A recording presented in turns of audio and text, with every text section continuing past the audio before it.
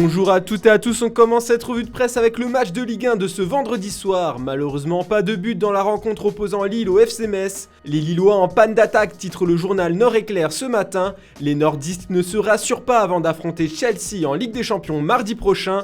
Pour les Grenats qui luttent pour le maintien, c'est un bon point qu'ils ramènent de Lille, comme le rappelle le Républicain lorrain. Ce match a aussi été marqué par une scène dramatique en fin de match, un vent de folie en fin de match pour l'équipe. Sylvain Armand et Frédéric Antonetti ont échangé des mots qui ont rapidement laissé place à des coups entre l'entraîneur messin et le coordinateur sportif du LOSC. Ce sont les bandes touches qui ont dû séparer les protagonistes qui ont terminé au sol. En Italie, c'est la Juve et plus précisément Dusan Vlahovic qui est sous le feu des critiques. Le serial buteur serbe n'a pas trouvé la faille dans le derby de Turin. La Juve et le Torino se sont quittés sur un match nul, un petit Vlahovic pour le Corriere dello Sport.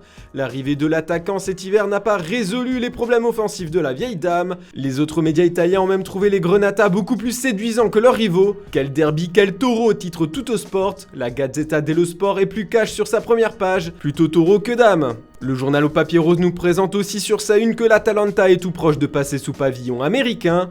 La déesse de l'Amérique peut-on lire dans cet encart. La vente est imminente, la clôture est prévue dans le courant de la semaine prochaine. Et il n'est pas exclu qu'elle ait lieu lundi, mais la gestion du club restera fermement entre les mains de la famille Percassi, les actionnaires majoritaires actuels.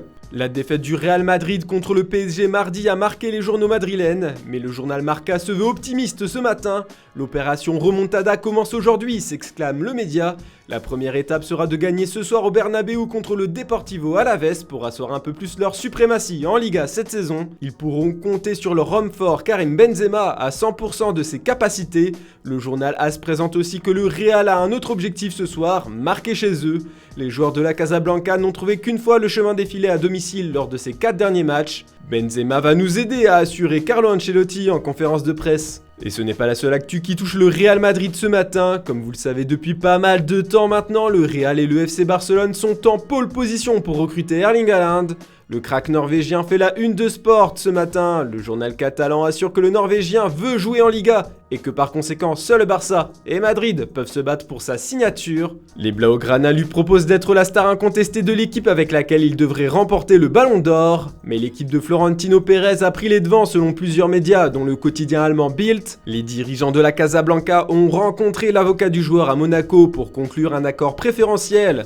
Avantage pour le Real actuellement. Un transfert qui capote, ça fait souvent des déçus. Pep Guardiola en a fait l'expérience l'été dernier. Interrogé vendredi en conférence de presse avant le choc face à Tottenham ce samedi, l'entraîneur de Manchester City a admis qu'il était inquiet pour la défense du titre de Manchester City lorsque sa quête de Harry Kane a dérapé l'été dernier. Nous avons essayé 4 fois d'avoir Kane, écrit The Sun sur sa première page en reprenant ses propos. Le Daily Star va plus loin en parlant de douleur dans ses pages intérieures, mais le coach espagnol présente ne plus avoir de doute actuellement. En tête de Première Ligue, les Citizens ont 9 points d'avance sur Liverpool, leurs dauphins.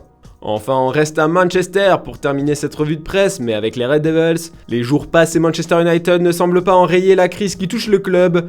Comme on vous l'expliquait hier, Harry Maguire et Cristiano Ronaldo se battent pour avoir le brassard de capitaine. United est divisé, comme le titre le Daily Mirror. En conférence de presse, Ralf Rangnick a assuré avoir remis de l'ordre dans le vestiaire. Le coach intérimaire admet qu'il y a eu de l'agitation dans le vestiaire mancunien et qu'il a dû se battre pour unir certaines stars mécontentes, un problème d'homme pour le Daily Express. Le manager allemand a aussi insisté sur le fait que Harry Maguire resterait capitaine jusqu'à la fin de saison. Heureux comme Harry, peut-on lire sur la une du Daily Star. Naturellement, Ralf Rangnick a nié l'existence d'un désaccord entre les défenseurs anglais et la superstar portugaise Cristiano Ronaldo. Une victoire contre Leeds demain pourrait les sortir à un moment du tourbillon des critiques. Voilà, c'est tout pour ce samedi, on se retrouve demain matin pour une nouvelle revue de presse. Attention, on vous prépare une vidéo un peu spéciale sur un champion du monde 2018. Elle sortira demain en fin de journée. En attendant, je vous souhaite à toutes et à tous une bonne journée et un bon week-end.